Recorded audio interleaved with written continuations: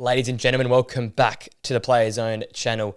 And welcome back to a midweek Premier League predictions here for our match week 29 catch-up games. We've got a few games to go through here. 6 games that'll be running Tuesday, Wednesday and Thursday night. Some big games in terms of what's going to happen at the top of the Premier League, who pushes into some of those European positions, and can some of the teams at the bottom find a way to get some big points in their chases for survival. Okay, as I said, 6 important fixtures here. We're going to be running through it in a little bit. Just catching up from last week's predictions. Had the 7 games to go over last time out on the weekend. Only got 3 results correct. Didn't get any scorelines correct. So only added the 3 points to our 201 total going into last match week. So taking us now to 204 of our prediction points. For those new, the prediction system works. 3 points for the correct scoreline, 1 point for the correct result. Obviously 0 for neither. Before we get into this video, guys, if you wouldn't mind liking, commenting, subscribing, that would be much appreciated. And let's get straight now into the Premier League predictions.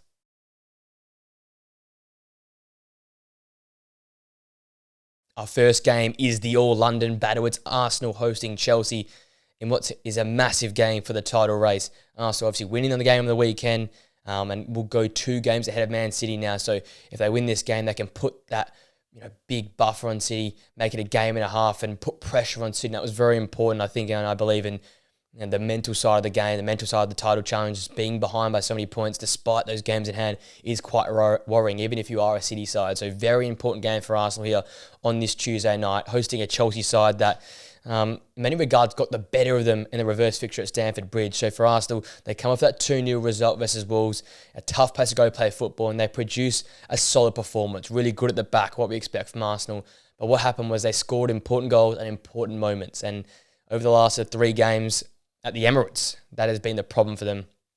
Bayern Munich, and then looking at the Aston Villa game, they lost 2-0 in that draw to Bayern Munich. They just couldn't put away the chance when they had the opportunity. They couldn't put away a team when they were in control. And going to this game versus Chelsea, that's what they're going to have to focus on. Once again, I look to the likes of Kai Havertz, I look to the likes of Bukayo Saka, and in particular, Trossard, who I think is probably the most clinical finisher at the club right now. Whether he plays down the middle, or Jesus plays down the middle, or Havertz plays down the middle, I think Trossard will have to be involved some way or somehow, whether it be from the start or off the bench. He's just the most clinical finisher. You look to the game on the weekend, a really important goal for Arsenal to get the stress and the pressure off their back by scoring that really well-taken goal. I think he's going to be massive once again. Chelsea, we know they're a bit dodgy at their back. They come off another heartbreak at Wembley, 1-0 loss to Man City, but they're looking a bit more solid defensively. I think that's going to be the key for them. Chalobah, Thiago Silva is a centre-back pairing. Obviously, Malo Gusto is so important to trying to shut down that wing play from Trossard, and at the right-back position as well. Who's going to go and take on Bukayo Saka? That's the key thing as well. You're looking at whoever's going to fill in there. Like Malo Gusto goes that way. The left-back position is at Chilwell. I don't know how it's all going to work out, but a massive job for whoever's going to shut down Bukayo Saka in this game here. I think it'd be Chilwell playing left-back, but we just don't know. But it's a massive job to shut down Saka and obviously shut down Arsenal, set up that low block there. If you're Pochettino, go back to maybe the old school Tottenham days of sitting in, absorbing pressure, and then counter-attacking and using the pace. That's how Aston Villa did it. They built their way into the game by defending well for the first 35 to 40 minutes. And as the game grew and as Arsenal's tension grew, they exploited them on the counter-attack. And I think that's the way that Chelsea are going to go and win this game. Use what Bayern did, and use what Aston Villa did. That's the blueprint. Set the low block, force Arsenal to make mistakes, and then win the game that way. Obviously, for Chelsea, it's questions about Cole Palmer's availability with illness. So if he's not there, you're looking for someone else to stand up. Is it going to be Enzo? Is it going to be Conor Gallagher? Is it going to be a Noddy Madueke or Mikhailo Mudryk? You've got some young players there with talent, with pace, and with ability on the counter-attack. It's definitely the avenue to the win for me for Chelsea. But I think with Arsenal needing to win, the confidence on the back of that 2-0 result away to Wolves, I think they get a result here. It's going to be nice and tight, I believe, though. Chelsea will make it hard for Arsenal. I've got Arsenal just nicking a 2-1 win. But I will not be surprised if Chelsea turn up. They love competing against the big teams here in the league this season.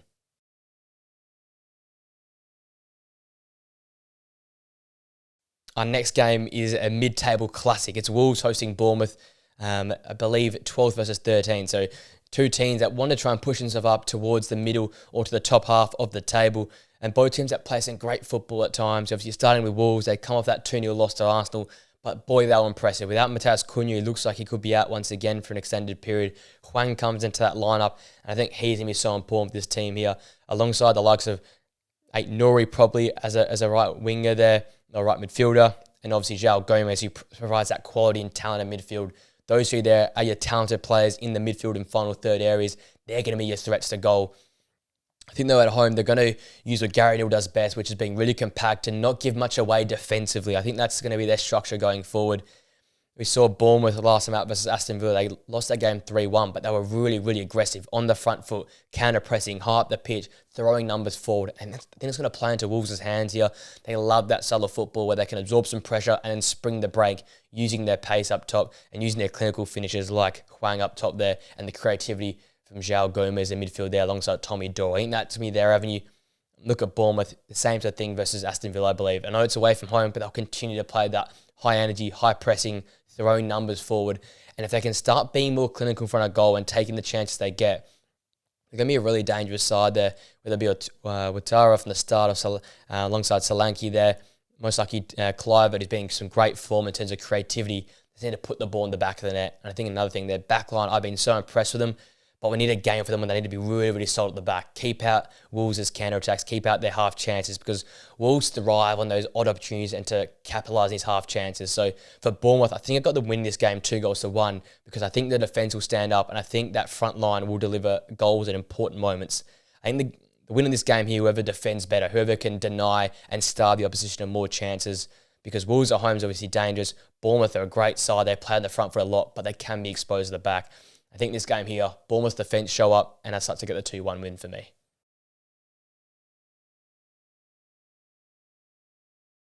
The next game is a very exciting clash in London. It's Crystal Palace hosting Newcastle United. Who would have thought 3 or 4 weeks ago we'd be saying that, but Crystal Palace have turned it around under Oliver Glasner. I was excited to see what he could do with this side, and we are finally seeing it in its full presence. It's really counter-pressing style of football. It's high energy with and without the ball. And you know what it is? It's suffocating teams, and West Ham were suffocated on the weekend. If you don't start the game with pace, Crystal Palace will make you hurt. And when you have the likes of Eze and Elise back in the lineup alongside an informed Mateta, good luck trying to stop this Crystal Palace team, especially at home with the energy of that crowd there. Newcastle are going to have to be at this game from minute one. I look at this Crystal Palace team and I see Glasner's style of play. It's really solid without the ball, really high pressing, high energy style of football with that iron fist of midfield with Wharton and Hughes in there, Lerma as well at times. Joachim Andersen in his back five being much more free to push on. He obviously creates an assist in the last game, in the last time out, 5-2 win over West Ham. I think they just have so much more confidence when they have Elise and Eze there. The team like to express themselves a little bit more. They like to play a bit more on the front foot. They push more players and the wing backs forward, and they create real pressure in that box there. And when you get Mateta some quality chance in the box, he's a quite underrated striker of just finishing chances. He's a clinical finisher when he gets the opportunity. So I'm loving what I'm seeing in Crystal Palace here. The real Oliver Glasner high energy style of football that just makes it hard for teams to score and really puts them under the pressure when they turn the ball over and get the ball going the other way. Obviously, for them, it's all about turning the ball over in the Newcastle half, pressing high up the pitch and getting the likes of Elise, Eze and Mateta involved as much as possible. Because if they see the ball for more often than not, Crystal Palace are going to score some big-time goals and win this game of football. Look at Newcastle, have the weekend off on the weekend, come off the back of that 4-0 win versus Tottenham last time out in the Premier League. They're probably one of the most formed teams amongst the top group. I think it's 4 games undefeated in the Premier League. In the last 4 games, they're really great football. And that 4-0 win versus Tottenham, we were showing the other style of football that Newcastle can play. And I think right now, with all the injuries and all the way things are going against them this season, that's their way forward to end this season off. Play with a bit less without the football and use your pacey counter-attacking players like Isaac and Gordon. Those two, for me, are always going to be the key until some players come back. And to the end of the season, it's those two up top. They're clinical, they're direct running, and their interplay right now is almost unstoppable. So as such, Newcastle are a very hard team to stop with Bruno in that midfield area, Dubravka's living up to expectations in the net, and some growing confidence amongst that back four once again. A bit more structure, a bit more integrity, and back to that defensive solidity, which we knew them for last season. I think it's going to be a great clash. I think Newcastle's good form will keep them over the line. Their quality players will stand up. So I've got them win this game 3-1. But Crystal Palace at home, they're a really dangerous side right now. And if there's any time you don't want to go to Selhurst Park, it's this weekend. So I wouldn't be surprised if Palace can get a result here. But I think Newcastle's big-time players will stand up. Isaac, Gordon, Bruno, and they'll get the 3-1 win for me.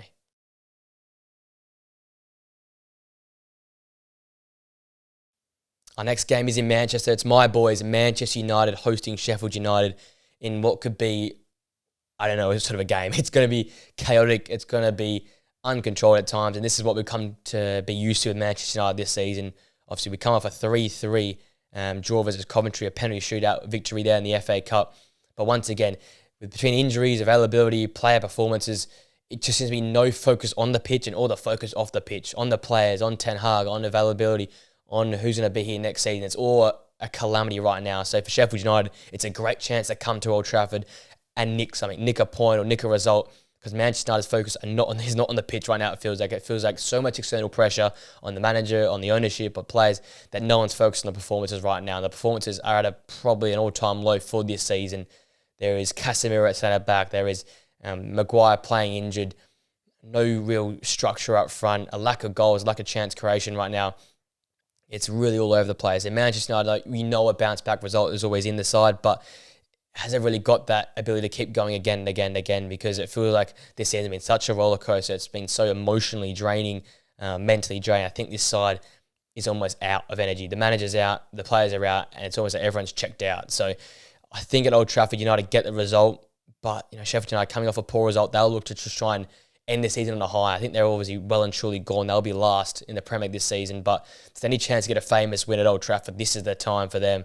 Look to the likes of Gustavo Harmer, Ollie McBurney, Ben Brereton Diaz, cause some havoc on the counter-attack. Tag it to Manchester United. Don't be afraid. Counter-press. See what Bournemouth have done. See what Burnley did a few seasons ago. Wins at Old Trafford are not impossible anymore. So go out there, try and express yourself, throw some numbers forward and try and get a result. I think with that all being said, it's going to be a really ugly game. Chances missed at both ends. Both teams are in pretty poor form. Got United just winning this game 1-0 purely just because of the home crowd and the need to win here. So United just getting over the line for me.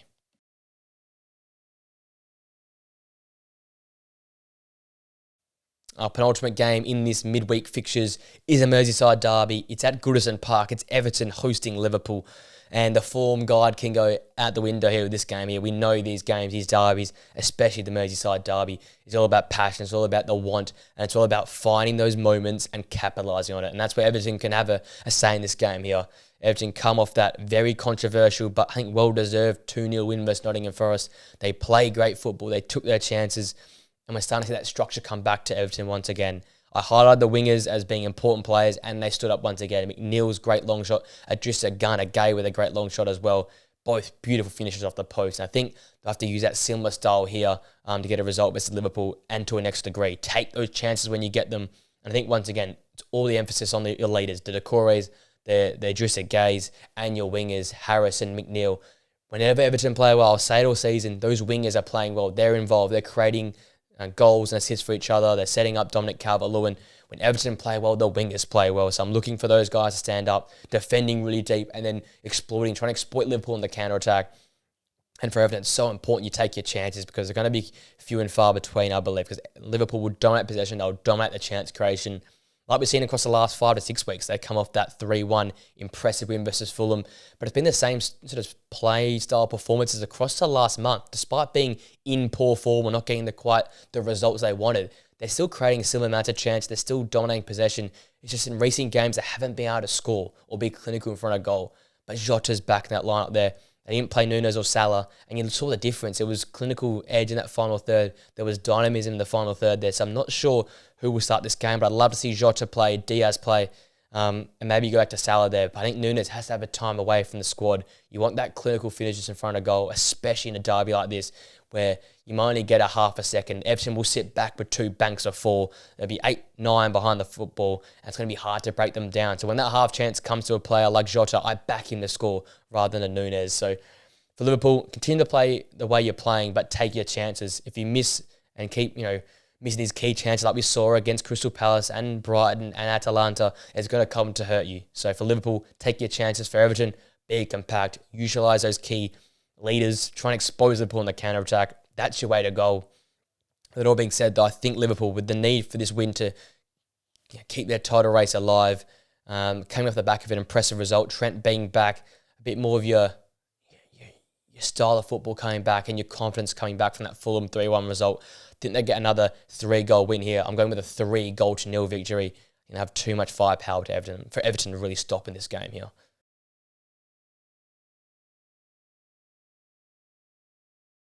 Our next game, our final game of the midweek fixtures, is Brighton hosting Manchester City on the south coast there. Brighton in desperate need for a win. They have come off a 1-1 poor draw versus Burnley where they were gifted a goal in the end there. The last 4 games truly have been disappointing. No real results, no big points picked up. But we know they like to play the big boys, the top 4, the big sides, like they were at Anfield a few weeks ago, taking it to Liverpool. I think this is where they have their best. As Zerbi turns up, his sides turn up against the big boys, and they're truly stuck in a land of their own right now. They are definitely on the beach, but can they turn up one more time against one of the big boys here to cause some problems here in this title race? You know, they've been poor throughout the season, especially the back half here. We wanted to see them turn it around, but they haven't quite done that. But in this game, you look to the likes of Pascal Gross, the João Pedros, the Danny Welbecks, to stand up and create moments of magic. We know at home against these big boys, they can do that. They can cause problems. You know, it took a while for Arsenal to break them down not too long ago at home, and I expect it'll be taking a while for City to break them down as well. But I'm worried once that first goal goes in, what happens to Brighton, what happens to their structure and their defensive integrity and their mindset. How do they apply themselves?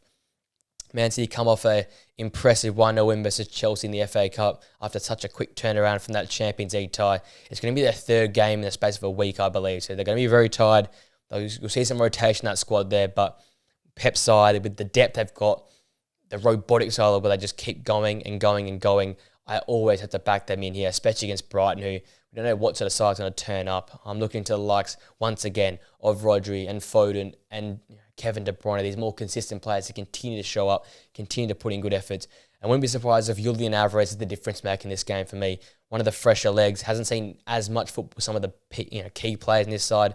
I think it can show out here. They come off that 5-1 result last time at the Premier League over a week ago, and they've continued to score 4 or more goals in their last 3 Premier League games. So they're really hot in that regard. I think they'll carry that form over to here. Got them scoring 4 goals again. I got them winning this game 4-0 versus Brighton. As I said, once that first goal goes in, I think Brighton capitulate and City just put them to the sword, and they keep the pressure on Arsenal and Liverpool alive in this Premier League title race.